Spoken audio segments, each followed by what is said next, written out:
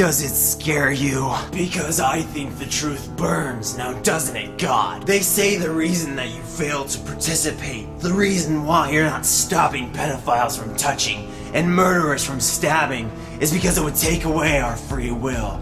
Because it would make us slaves. You know what, God? I think they might be right. Because I don't remember reading any stories of you ever getting involved anywhere in the Bible. Oh, that's right.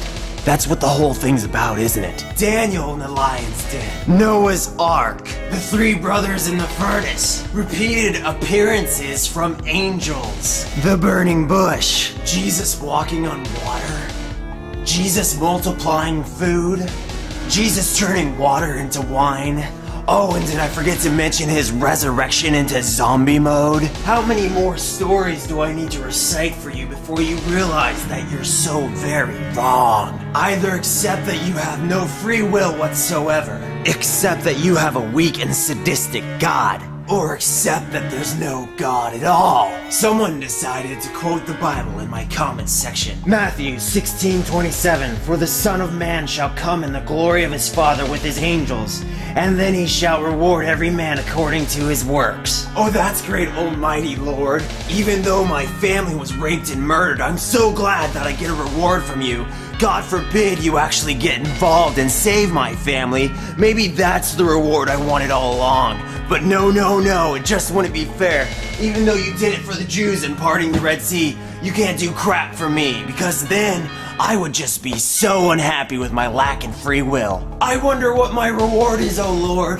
What is my reward? Is it 72 virgins? Is it a pile of gold? Is it anything that matters? You watching this video right now. What if you were the rape victim? What if you were the one who lost the family members? What would you think of God exactly, knowing he could have done something but did nothing? Oh, I've already proven to you that he could have, because he did it before, which means he can do it again. You're just supposed to believe what people tell you. Don't worry, it'll all pay off in the end. Dedicate your whole life and 10% of your paycheck to this bullcrap. Mark 9:42. And whoever shall offend one of these little ones that believe in me, it is better for him that a millstone were hanged around his neck and he were cast into the sea. Big words from the big man, God. What are you gonna do? Are you gonna let someone rape my family? Are you gonna let someone come over here and kill me? Because I know you can't do anything directly because you're so powerless. When you finally decide to show your face, are you gonna unleash your uber awesome Morpheus mutant powers on me? Are you gonna have your army of clone angels rip me limb from limb as I cry for your mercy? What are you gonna do, God? What are you gonna do for this little boy you love so much? What are you gonna do for me? I don't have a cocaine addiction or some horrific unresolved problem. I wasn't a whore in high school. My wife didn't leave me. I don't have any kids to stop loving me. So what exactly do you got on me, God? I mean, look at all of your followers. Look at all the problems they have. They found you for salvation. Nothing like lies to make you feel like you're not a piece of garbage. And to think of what it would be like without religion. To think people would actually be held accountable for all their wrongdoings. To take away the rapist's well-deserved meal of forgiveness so he can go on thinking as a good person and do it all over again. To take away the guilt from the man who has an insatiable love for little girls. Now where would we be without you, God? Someone asked me an absolutely delightful question. Why, oh why, do you atheists pick on us Christians? I wouldn't call myself an atheist, but I'd be glad to answer that for you. Let's start out with Proposition 8. Or how about let's talk about the abortion issue a little bit. How about every single weekday going to school and being forced to pledge allegiance to one country and one God? How about imposing your religion on us by showing up on our doorstep telling us what sinners we are? You're really the victim in this situation, as if your religion wasn't printed on our dollar bill. The politicians that run our nation constantly, openly praise your God, forgetting about separation between church and state. It's all fun and games when you followers tell the pagans they're going to hell because you completely misunderstand their religion. It's all fun and games when you tell people walking into an abortion clinic because they were raped and don't want to spawn a Satan coming out of them, that they're also going to hell for making the right decision. Let's not forget your passive gay bashing by voting on Proposition 8, and you can say that it's not in the Bible all you like, Maybe you should read it sometime. Another person with an opinion had something else to say. They told me that the acts of a small amount of Christians could not define Christianity as a whole, that they could not be held responsible for the insignificant and far and few in between Christians that do wrong. Well, let me tell you, kids, I have a question for you. How small and insignificant is Adolf Hitler? That's right! Hitler was a Catholic. Look it up.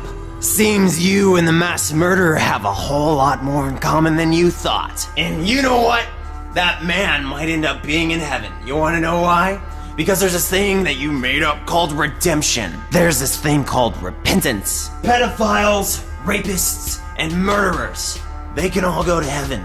But Gandhi, he was Hindu. Looks like we're all gonna be having a party with Gandhi in hell. That sounds way worse than hanging out with a bunch of child molesters. You know, I think some people are scared of my subscribers because I keep getting emails and not comments completely bashing me. Oh, come on, faithful follower. You have God on your side. What is there to fear? A few thousand of my friends? First they used the cliche attack of calling me ignorant, you know, because I didn't go to church for 11 years against my own will, being forced to listen to the bullcrap teachings of Christianity. And then they questioned my facts, saying that the devil wasn't actually kicked out of hell, he just walked his butt right on out. You know, I'm gonna give you something fresh and new. It's called honesty. I know you're not familiar with it, but here we go. You know, I'm a little bit rusty. I haven't stepped foot in a church in over 7 years, and I haven't been a Christian for 12, so I went ahead and looked it up. This is where it gets really interesting. Why would you make fun of someone for speaking based on their memory, when you yourself failed to look up the facts? It's just a Google search away, and you didn't do it. I do realize that we're speaking of a hypothetical text, a book of lies, but I went ahead and looked into it anyway.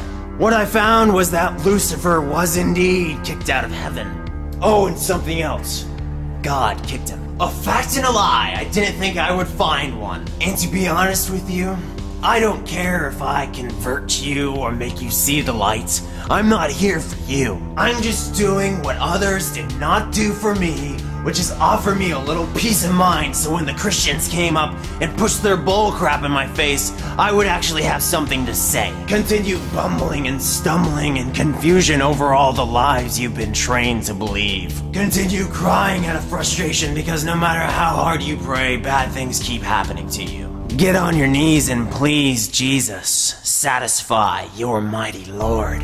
Regardless of the claims that your almighty Morphin Power Lord is going to come to Earth and unleash his hateful wrath on his beloved children. Even if you kill us all off, the times thereafter still remain corrupted. You see, free will is what makes me say these things. Unless God takes away your free will, do you really think you'll last that long? You really think that a former police officer who meets a pedophile in heaven isn't gonna have a problem with him? Would you trust that pedophile, even though you are in heaven, around your kids? You really think it's so simple as eternal happiness? You know, heaven didn't work out so great for Lucifer.